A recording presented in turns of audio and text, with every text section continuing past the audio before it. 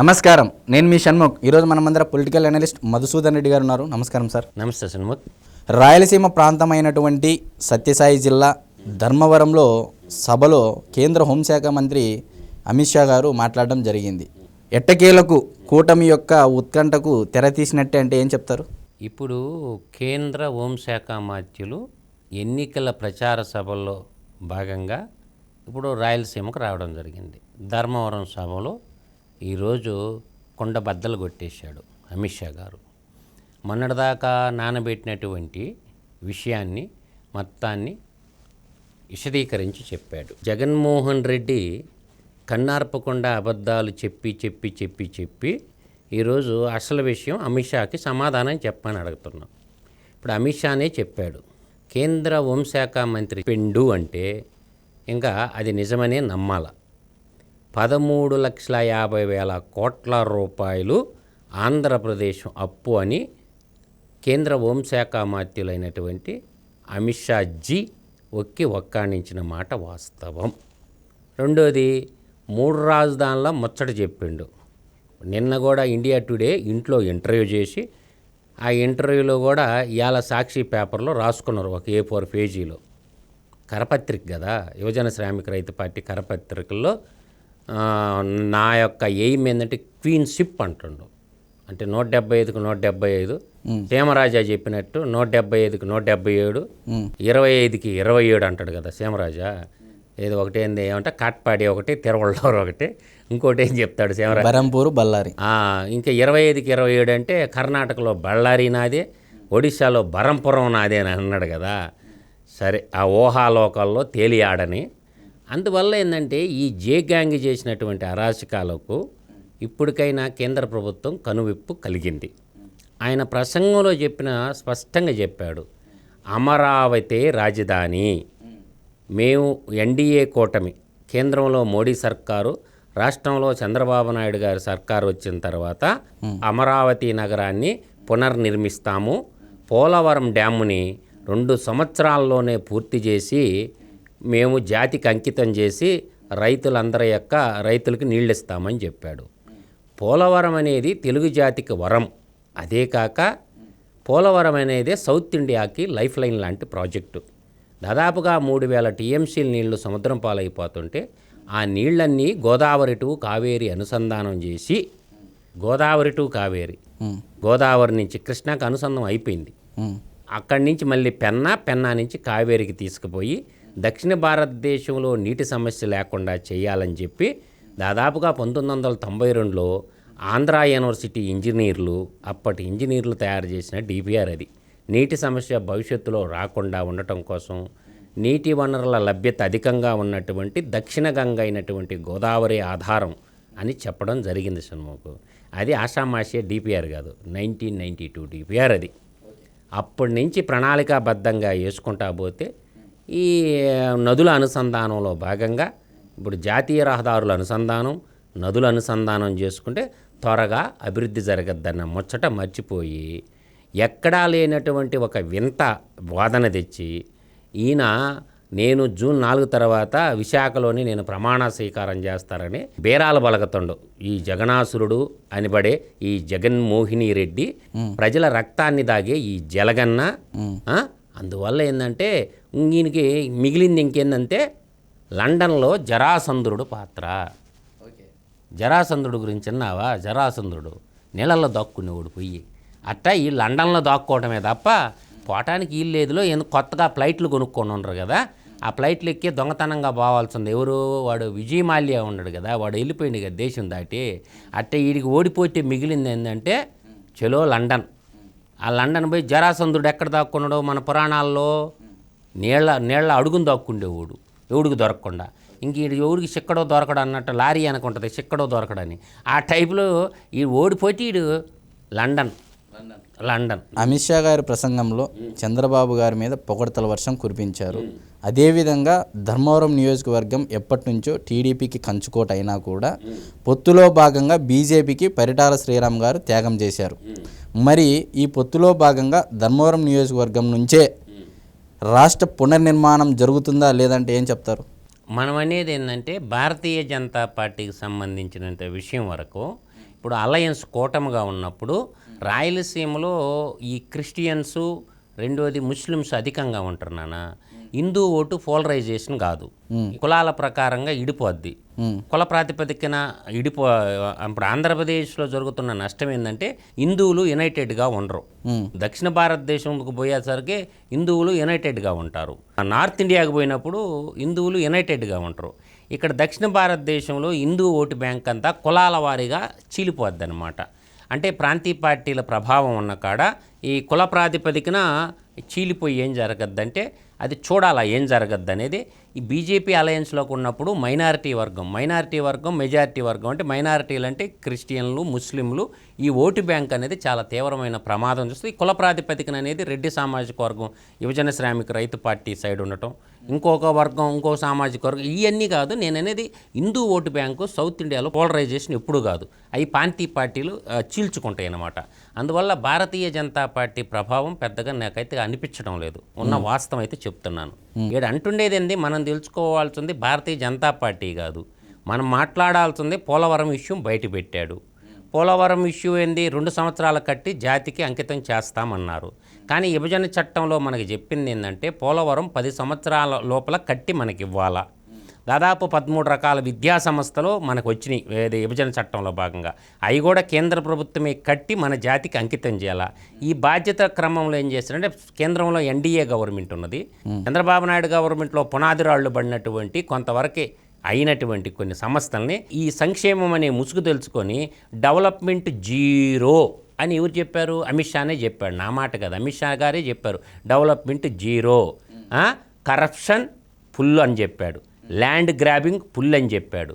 ఇంకొక మాట కూడా వాడాడు, కన్వర్షన్ ఫుల్ అన్నాడు. అంటే కన్వర్షన్ అంటే ఏంది, హిందువుల్ని క్రిస్టియన్గా కన్వర్ట్ చేయటం కూడా విపరీతంగా జగన్మోహన్ రెడ్డి ముఖ్యమంత్రి అయిన తర్వాత జరిగిందని చెప్పాడు. అయితే సాక్షాత్తు కలియుగ దైవం అనేటువంటి శ్రీ వెంకటేశ్వర స్వామి సన్నిధిలో అన్య మతస్థులను చేర్చడము, అదేవిధంగా మీరు ఇందాక అన్నట్టు కన్వర్షన్ పుల్ అనే భాగంలో హిందువులందరినీ మతాలను మార్చే విధంగా ప్రోత్సహించడం అనేది 5 ఏళ్లలో చాలా అధికంగా జరిగిందని చెప్పేసి సాక్షాత్తు కేంద్ర హోంశాఖ మంత్రి చెప్పడం జరిగింది. మరి దీనిపై మీ అభిప్రాయం ఏమిటి? అదే ఆయన చెప్పినప్పుడు కేంద్ర హోంశాఖ మంత్రిగా ఉండి చర్యలు కూడా తీసుకోవచ్చు. ఇప్పుడు ఆయనకు తెలిసిన తర్వాత చర్యలు తీసుకోవచ్చు. ఇప్పుడు ఆడ ధర్మారెడ్డి అని ఒక ఆయన ఉండడు, అధర్మంగా తీసుకొచ్చి పెట్టారు.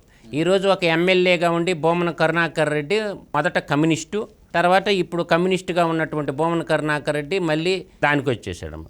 అంటే మతతత్వాన్ని పక్కన పెట్టేస్తే రాష్ట్ర అభివృద్ధి విషయంలో మొత్తం టోటల్గా పడకేసిపోయింది. ఇప్పుడు మనం ఆలోచన చేస్తేనా, చంద్రబాబు నాయుడు పీరియడ్లో కనీసం కూర్చొని పనిచేయడానికి కూడా ఒక సెక్రటరీ లేనటువంటి పరిస్థితుల్లో డిపిఆర్లు అన్నీ తయారు చేసుకునేందుకు 2.5 సంవత్సరం పట్టింది. 2.5 సంవత్సరంలో ఏం సాధిస్తారు ఎవరైనా కానీ? ఒక మాస్టర్ ప్లాన్ తయారు చేసి పెట్టిండు చంద్రబాబు నాయుడు గారు. 2.5 సంవత్సరాల్లో సెక్రటేటర్ కట్టాడా, తర్వాత రాష్ట్ర హైకోర్టు కట్టాడా, తర్వాత కళ్ళ ముందు సెక్రటేటర్ ఎంప్లాయీలకి జడ్జిలకి క్వార్టర్లు కట్టారా? ఫినిషింగ్ స్టేజీలో నాశనం అయిపోయి తర్వాత పోలవరం లెఫ్ట్ కెనాల్ తీసుకొచ్చి కృష్ణానదిలో అనుసంధానం చేసి నదుల అనుసంధానంలో అంటే గోదావరి నీళ్లు మళ్లించిండా, లిఫ్ట్ ఇరిగేషన్ అని పెట్టండి, ఏదన్నా పెట్టండి, గోదావరి నీళ్ళు లేకపోతే కృష్ణా డెల్టా ఎడారైపోయి ఉండేదే. అందువల్ల ఏంటంటే 70% దాకా కంప్లీట్ చేసిన పోలవరం ప్రాజెక్ట్ని ఈయన 5 ఏళ్ల కాలంలో తన సొంత మనుషులకు ఇచ్చుకోవడం కోసం రివర్స్ టెండరింగ్ పెట్టి సర్వనాశనం చేసిండా, పోలవరం ప్రాజెక్ట్ని గోదావరిలో మించేసిండా. అందువల్ల పోలవరం ప్రాజెక్ట్ని గోదావరిలో బిచ్చినటువంటి వాడు ఈ జగన్మోహన్ రెడ్డి. అయితే వైకాపా నాయకుల్లో కానీ వైకాపా కార్యకర్తల్లో కానీ నిన్నటి అంటే ఈ రోజు వరకు ఈ సభ జరగనంత వరకు ఒక అపోహ ఉండేది, చంద్రబాబు గారికి ఇంకా మోడీ ప్రభుత్వం అంటే మోడీ అమిత్ షా గారి అనుగ్రహం రాలేదు, మరి ఆ అనుగ్రహం వచ్చినట్లేనా కాదా అంటే ఈ సభ ద్వారా ఏం చెప్తారు? 100% మోడీ గారు చెప్పాడు కదా, మోడీకా గ్యారంటీ అని. అమిత్ షా చెప్పిండంటే 100% అమిత్ షా బద్దలు కొట్టేశాడు, ఇది మోడీకా గ్యారంటీ అని చెప్పేశాడు. అందువల్ల చంద్రబాబు నాయుడిని ఇక్కడ ఉండాలా, కేంద్రంలో మోడీ ఉండాలా, ఈ డబుల్ ఇంజిన్ సర్కార్ వల్ల రాష్ట్ర సర్వతోముఖాభివృద్ధి జరగద్ది.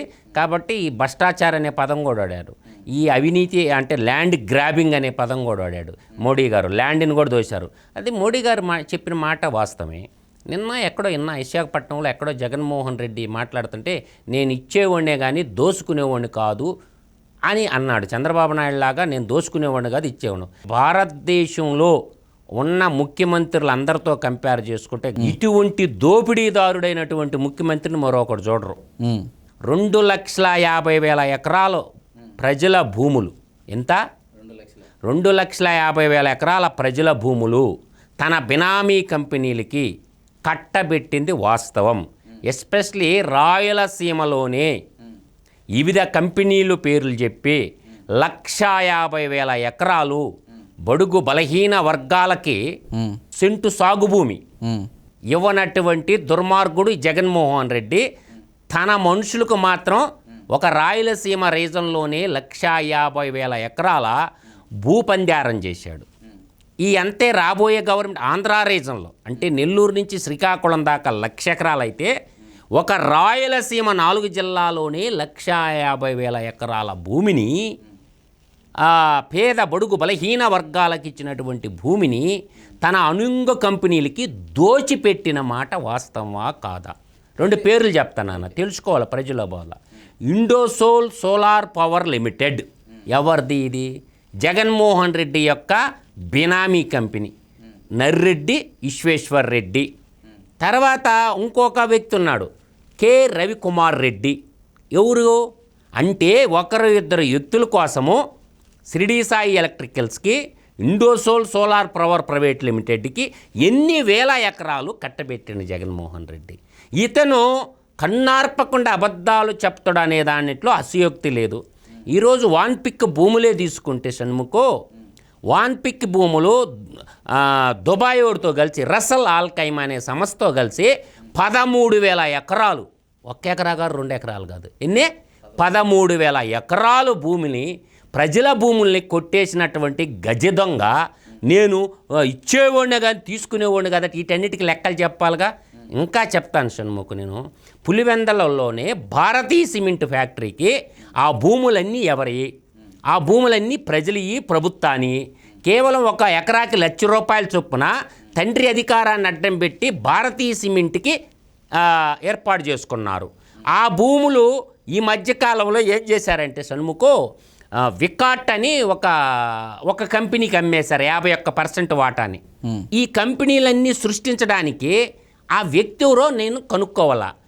జల్లా జగన్మోహన్ రెడ్డి. ఈ జల్లా జగన్మోహన్ రెడ్డి చూడండి, వైఎస్ జగన్మోహన్ రెడ్డికి జల్లా జగన్మోహన్ రెడ్డికి ఏమిటి అవినాభావ సంబంధం? అతనేమో ఆచార్య ఎన్జీ రంగా విశ్వవిద్యాలయంలో అగ్రికల్చర్ బీఎస్సీ చదువుకున్నట్టు వ్యక్తికి సిమెంట్ రంగంలో అటువంటి ప్రావీణ్యత ఎట్టొచ్చింది? ఆయన ద్వారా ఏంది భారతీయ సిమెంటు, కుల్బర్గి సిమెంటు ఇండస్ట్రీని, ఈ 2 ఇండస్ట్రీలకి శాశ్వతమైన డైరెక్టర్గా ఉన్నాడు. అతని పేరే జల్లా జగన్మోహన్ రెడ్డి. ఇతనేమో ఎడుగూరి సందింటి జగన్మోహన్ రెడ్డి. చూసావా, అతన్ని ఇన్వాల్వ్ చేసి ఈ కంపెనీలన్నీ క్రియేట్ చేయటం జరిగింది. అంటే ఈ భూములన్నీ సరస్వతి సిమెంట్ అనేది మ్యానుఫ్యాక్చరింగ్ యూనిట్ ఉంది ఆంధ్రప్రదేశ్లో ఏడన్నా. కానీ దానికి భూములు ఎట్టున్నాయి? పల్నాడు ప్రాంతంలో సిమెంట్ గనులు ఎలా కేటాయించుకున్నారు? నేను అనేది ఏంటంటే సాక్షి పేపర్ ఎవరికన్నా ఫ్రీగా ఇచ్చాడా జగన్మోహన్ రెడ్డి? భారతీయ సిమెంట్ ఒక బ్యాగ్ కన్నా ఎవరికన్నా ఫ్రీగా ఇచ్చాడా? లేదు కదా. టన్ను సున్నప్రాయ ధర ఏమో ₹50, 50 కేజీల సిమెంట్ బ్యాగ్ ఏమో ₹400. అంటే భూములు నేను కొట్టేయలేదని కన్నార్పకుండా అబద్ధం ఏడ చెప్తాడు? అందువల్ల ఏంటంటే జగన్మోహన్ రెడ్డి ఈ కలికాలంలో పుట్టినటువంటి జగనాసురుడు అని మాత్రం చెప్పగలను. కన్నార్పకుండా అబద్ధాలు చెప్పడంలో జగన్మోహన్ రెడ్డి దిట్ట. ఇది రెండోది. ఇంగ్లీష్ భాషలో ప్రావీణ్యం వస్తే అంతా వచ్చేసినట్టేనా? మాతృభాషని అమ్మ భాషను చంపేస్తావా? తమిళనాడు చూసి మనం నేర్చుకోవాలా, అవసరం ఉందా లేదా? అతి పురాతనమైనటువంటి మన అమ్మ భాషను మనం మర్చిపోతే ఏం చేయాలని అంటే మన సంస్కృతిని, మన సాహిత్యాన్ని, మన గ్రంథాల్లో ఉన్నటువంటి మన భావితర బిడ్డల అధ్యయనం చేయాలంటే ఏం చేయాలా? మన సంస్కృత భాషని, తర్వాత మన మాతృభాషలో ఎన్నో గ్రంథాలు ఉన్నాయి, ఎన్నో ఇతిహాసాలు ఉన్నాయి. గతంలో మన పూర్వీకులు మన భారతదేశ అభివృద్ధికి రాసినటువంటి శాస్త్ర సాంకేతికాలు ఎంతో ఇమిడి ఉంటాయి అన్నమాట. ఇప్పుడు మన క్యాలెండర్ ఉంటుంది ప్రతి ఇంట్లో కూడా. ఆ ప్రతి ఇంట్లో క్యాలెండర్లో ఉండేటటువంటి సంఖ్యామానం ఆ రోజుల్లో అనుకూలంగా విధియా, తదియా, చవితి, పంచమి, షష్ఠి, సప్తమి, అష్టమి, నవమి, దశమి, ఏకాదశి, ద్వాదశి, త్రయోదశి, చతుర్దశి, పూర్ణిమ, అమావాస్య అని మనకు లెక్కలు ఉండే. అవన్నీ నెంబర్ సిస్టమ్. కాబట్టి మంచి మాటలు ఉన్నాయి. ఇంగ్లీషోడేనా మేధావా? ఏమంటే మాతృభాషలో రాసుకుంటే మేధావతత్వం లేదా? మన వేదాలు చదువుకోవాలంటే ఏం చేయాలా? సంస్కృత భాష వచ్చి ఉండాలా. మన గ్రంథాలు రాసినటువంటి తిరుపతి వెంకట కవులు ఎన్నో పాటలు రాశారు. తెలుగు వాగ్గేయకారుడైనటువంటి అన్నమాచార్యుడు సంకీర్తనలు ఎన్నో ఉన్నాయి. గురు రాఘవేంద్రుల బోధనలు ఉన్నాయి. రాయలసీమలో పుట్టిన మంత్రాలయంలో ఉన్న గురు రాఘవేంద్ర బోధనలు ఉన్నాయి. భవిష్యత్తు జ్ఞానం కాలజ్ఞానం చెప్పినటువంటి శ్రీమద్ విరాట్ పోతులూరి తాళపత్ర గ్రంథాలు ఉన్నాయి. వీటన్నిటిని అధ్యయనం చేయాలంటే తర్వాత త్రికవులు ఉండరు. మహాభారతాన్ని తీయంగా రచించినటువంటి త్రికలు, తర్వాత ఆదికవి నన్నయ్య గారు కానీ, అర్థమైందా, తిక్కన కానీ, తర్వాత ప్రబంధ పరమేశ్వరుడు ఎర్రాప్రగడ కానీ, వీళ్ళందరూ రాసినటువంటి చరిత్రలు ఇతిహాసాలన్నీ చంపాలన్నటువంటి ఉద్దేశం నీచ బుద్ధితోటే ఇంగ్లీషు ఉండాలా, కాదంటంలా. మాతృభాషను చంపాల్సినటువంటి ఆవశ్యకతను, మాతృభాషను పరిరక్షించుకోకపోతే మన ఇతిహాసాలు మనకి తెలియవు. అందుచేత అమిత్ షా గారు క్లియర్గా చెప్పేశాడు, జగన్మోహన్ రెడ్డి నీ మక్కిలు ఎరగడేస్తా, నువ్వు త్వరలో సిద్ధంగా ఉండు, నీ ఈడీ సిబిఐ కేసులలో నీ లెక్కపత్రం కూడా బయటికి తేల్చేస్తానని కూడా చెప్పేశాడు. అందువల్ల అమ్మ భాషను నేర్చుకోవాలా. అమ్మ భాషలో పరిపూర్ణ విజ్ఞానం ఉంటే పరభాష అనేది ఈజీగా వస్తుంది. మాతృభాషే రానోడికి, మాతృభాష అంటే జగన్మోహన్ రెడ్డి లాగా బూతులు తిట్టడం కాదు కదా. ఎప్పుడన్నా చదివాడా? సుమశతకం చదివాడా? ఏమన శతకం చదివాడా? రాయలసీమలో పుట్టిన ఏమారెడ్డి ఏమన శతకం చదివాడా? శేషప్ప కవి రాసిన నృసింహ శతకం చదివాడా? అదొకటి భర్తృహరి రాసినటువంటి భక్తహరి సుభాషితాలు ఏనుగు లక్ష్మణ్ కవి సాంస్క్రిట్లో నుంచి తెలుగులోకి ట్రాన్స్లేషన్ చేశాడు, అది చదివాడా? సత్యహరిశ్చంద్ర నాటకాన్ని చదివాడా? పోని చింతామణి నాటకాన్ని చదివాడా? తర్వాత ఇటువంటి ఎన్నో గురిజాడ అప్పారావు గురించి కానీ, కందుకూరు వీరేశలింగ పంతులు కానీ, తర్వాత సర్దార్ గౌతు లచ్చన్న కానీ, తర్వాత అల్లూరి సీతారామరాజు కానీ, పల్నాడులో కనిగంటి హనుమంతు కానీ, రాయలసీమలో తరిమిళ్ళ నాగిరెడ్డి కానీ, తర్వాత నీకు సింహపూరి సీమలో వచ్చే వాళ్ళకి పుచ్చలపల్లి సుందరరామరెడ్డి కానీ, తర్వాత కృష్ణా జిల్లాకు వచ్చే వాళ్ళకే మన జాతీయ పతాక రూపశిల్పైన పింగళ వెంకయ్య గారు కానీ, మన వ్యవసాయ రంగానికి ఆద్యుడైనటువంటి మన ఎన్జి రంగా గారు కానీ, మర్చిపోయిన ఎంత దుర్మార్గుడంటే ఈ జగనాసురుడు. ఎన్జి రంగా విశ్వవిద్యాలయం అగ్రికల్చర్ యూనివర్సిటీ పేరు తీసి తండ్రి పేరు పెట్టుకున్నాడు. తర్వాత ఎన్టీ రామారావు విశ్వవిద్యాలయం మొట్టమొదటి దేశంలోనే అది వైద్యం అంటే ఎన్టీ రామారావు పేరు తీసేసి విశ్వవిద్యాలయానికి ఈ తండ్రి పేరు పెట్టుకున్నాడు. అంటే ఈ దోపిడీ దొంగల పేర్లు, ఈ దేశాన్ని ఈ రాష్ట్ర సంపదను లూటీ చేసిన లఫూటుగాళ్ళ పేర్లు ఉండాలా? దేశభక్తులైనటువంటి దేశం కోసం ధనమాన ప్రాణాలు త్యాగం చేసిన వాళ్ళ పేర్లు పెట్టుకోవాలా? షణ్ముఖ్ నువ్వు చెప్పు. రాష్ట్ర అవతరణ కోసం త్యాగం చేసిన శ్రీ పొట్టి శ్రీరాములు గారు తన ప్రాణాన్ని త్యాగం చేసిండా లేదా రాష్ట్ర అవతరణ కోసం? అటువంటి వాళ్ళ పేర్లు మనం పెట్టుకోవాలా. అన్నమయ్య ప్రాజెక్టు కొట్టుకోబోయింది కదా ఈ దరిద్రుడి కాలంలో. రాజంపేట కాడ ఉండేటటువంటి అన్నమయ్య ప్రాజెక్టు దాన్ని పునర్నిర్మాణం చేసిండా, జల సమాధి చేసిండు తెలుగు ప్రజల్ని, కడప జిల్లా బిడ్డల్ని మొత్తం ముంచేసిండు దాంట్లో. తర్వాత చూడు, నీకు ప్రాజెక్టుల పేర్లు ఎలా పెట్టుకోవాలో తెలుసా? నువ్వు నీ దోపిడి దొంగల పేర్లు కాదు పెట్టుకోవాల్సింది. త్యాగం చేసిన డొక్కా సీతమ్మ తెలుసు నీకా? ఎప్పుడన్నా విన్నావా పేరు? డొక్కా సీతమ్మ ఆకలేసిన వాళ్ళకందరికి అన్నం పెట్టింది గోదావరి తల్లి. గోదావరి అన్న పేరునేసి గోదాదేవి డొక్కా సీతమ్మ గారు. ఇటువంటి వాళ్ళు పేర్లు పెట్టుకోవాలా పెద్ద పెద్ద ప్రాజెక్టులకి. ఇప్పుడు నాగార్జున సాగర్ అని ప్రాజెక్టు పేరు పెట్టారు నాన్న. ఎవరి పేరు పెట్టారు? ఆచార్య నాగార్జునుడి పేరు పెట్టారు. శ్రీశైలం డ్యామ్ ఉంది నాన్న. శ్రీశైలం ప్రాజెక్ట్ అని ఎందుకు పెట్టారు? కొండ మీద ఉన్నటువంటి మన మల్లేశ్వరుడైనటువంటి శివుడి పేరు పెట్టారు ఆ డ్యామ్కి. అర్థమవుతుందా? అంటే ఏదన్నా ఒక ప్రాజెక్టు పేరు పెడితే పోలవరం ఉంది, రేపు ఆ ప్రాజెక్టు ఆ గ్రామం పేరు పోలవరం, దానికి ఏం పెట్టాలా? శ్రీరామ పాద సాగర్ అని పెట్టారు.